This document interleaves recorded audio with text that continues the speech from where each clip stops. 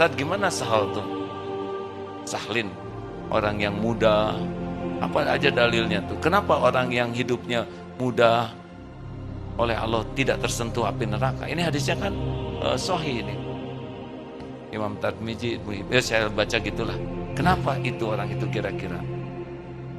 Nabi SAW, setahu saya, kalau salah tolong lurus.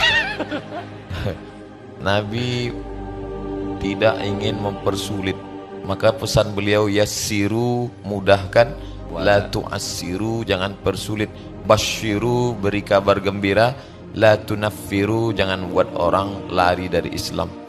Makanya dakwah itu dulu menyebar luas karena kemudahan-kemudahan itu. Maka Allah, sekarang kan orang membuat Islam ini jelimet, ribet, sulit, susah. Saya kira itu juga yang membuat orang banyak kadang. Saya suka ceramah Ustadz, kata dia. Kenapa?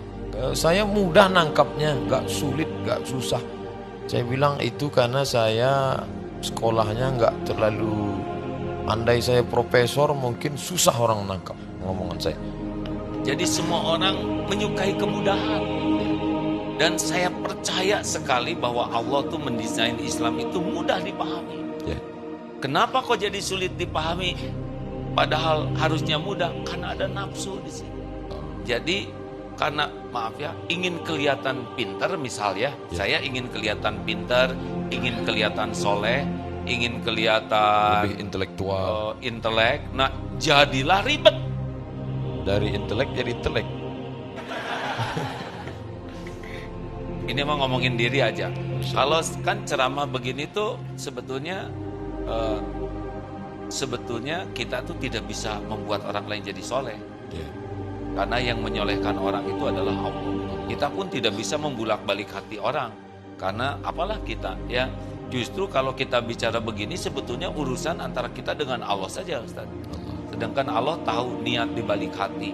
Allah juga tahu yang kita omongkan ini dilakukan atau tidak. Demi apa? Supaya kelihatan pintar, supaya kelihatan hebat. Dan itu Allah tahu. Nah, makin tulus itu oleh Allah makin dimudahkan berbicara indahnya Islam.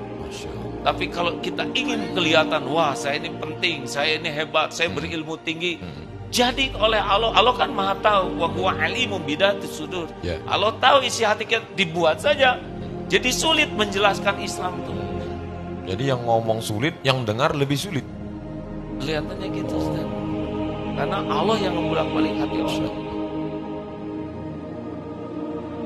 Kenapa kita sering? Betul kata orang-orang ahli hikmah, duduk sejenak dengan orang berilmu sama dengan duduk berhari-hari di perpustakaan. Jadi duduk sejenak saya ini berkitab, berjilid-jilid kitab tasawuf dan kitab tauhid.